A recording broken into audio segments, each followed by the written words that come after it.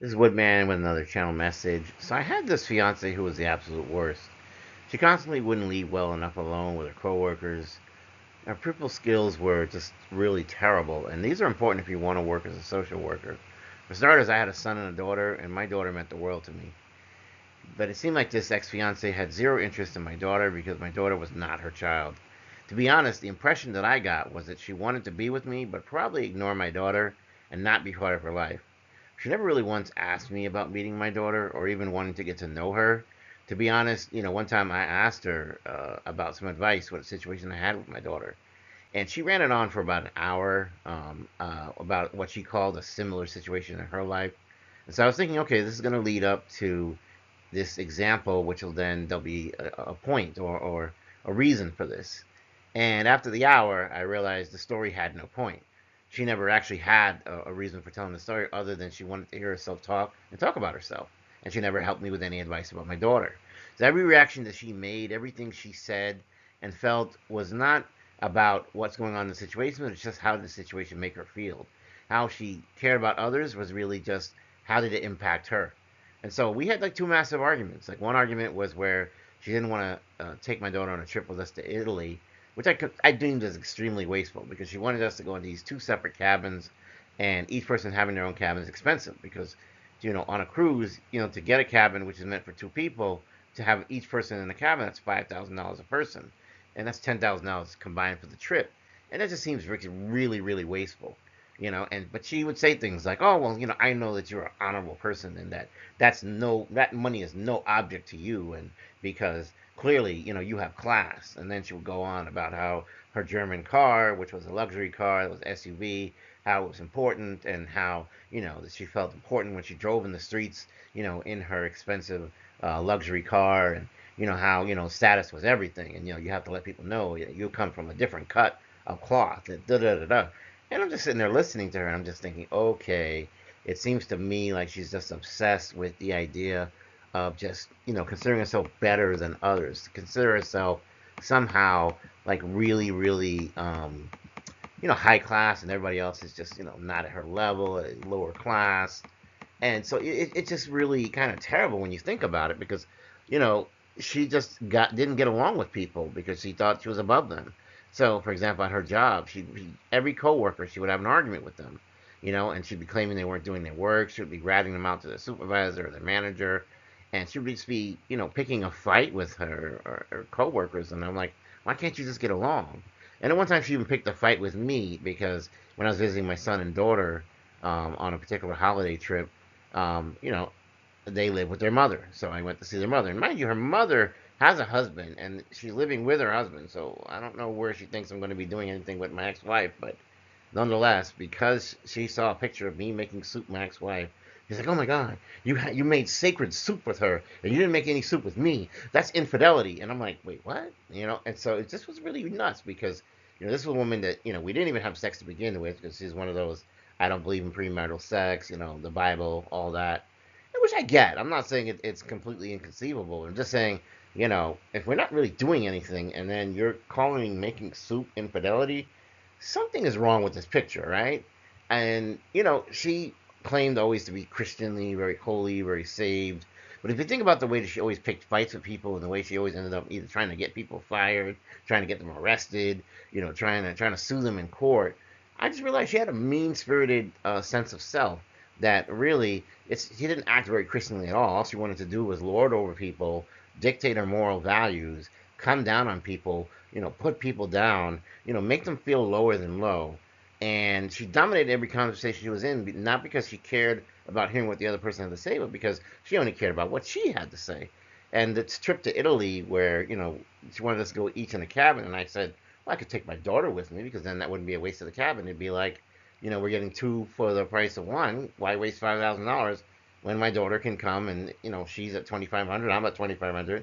You want to go alone, that's your business. But why can't we just make it a family fun thing? You don't even know my daughter. You should get to know my daughter. We should go on a trip with my daughter. No, no, no. Oh no, my daughter. That's injustice to my daughter. Injustice how? Well, well, who would want to be stuck with two older people? And that it's like okay, you're saying that, but you're not really saying that because you mean that for my daughter.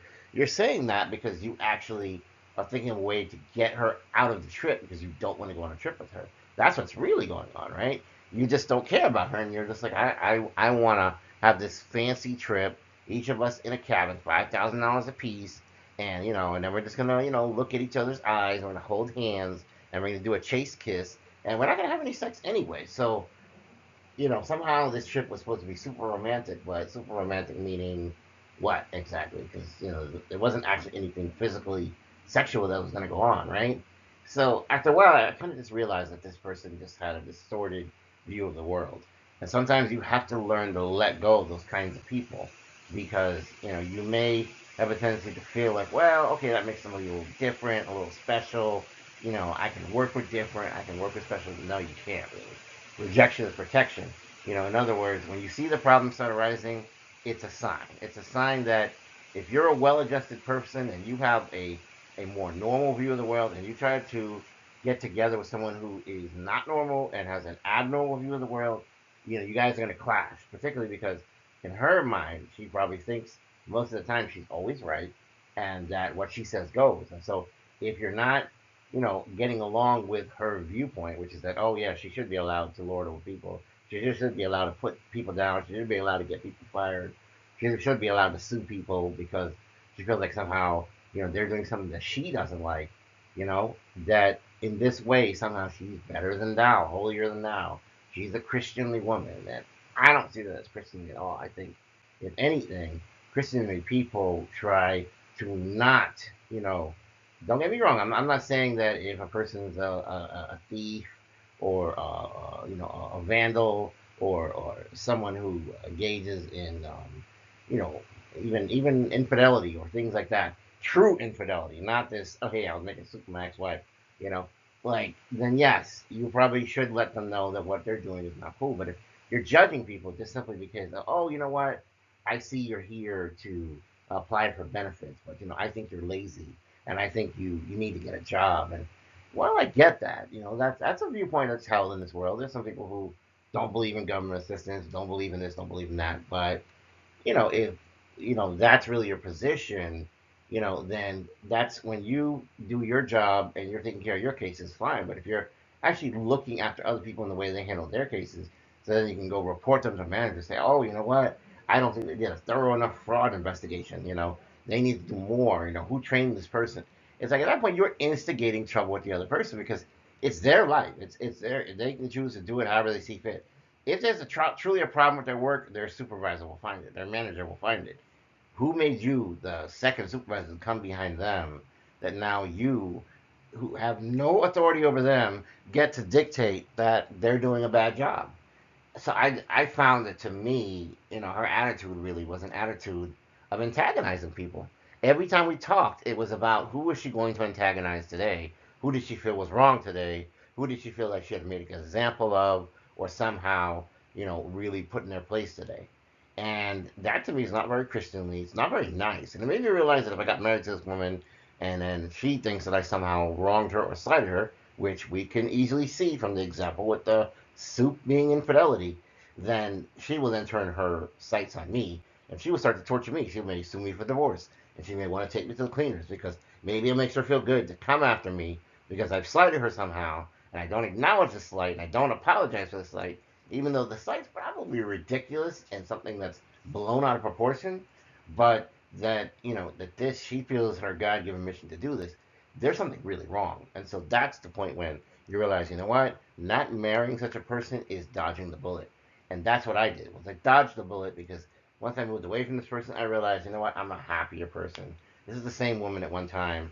I gave her 24 roses, and then her mother, she happened to see them. They smelled very nice. Her mother took two of the roses.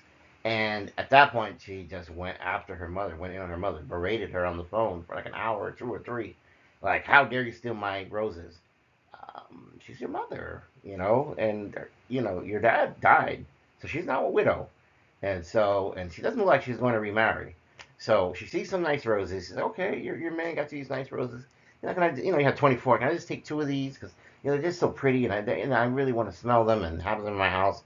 And then you're upset now. You're yelling at your mother like she's a child. Like, you naughty, naughty mom. How dare you steal my roses? How infantile is that? I'm sorry, that's not normal. And that's why I eventually had to realize, you know what? God is sending me a sign. God's trying to tell me, I know you want in your heart to meet a right person, and I know you want to, remarry again. Because I was married before, but obviously it didn't work out. But you're just gonna need to take your time. If you have to be alone, you have to be alone because, quite frankly, this woman is not the woman for you.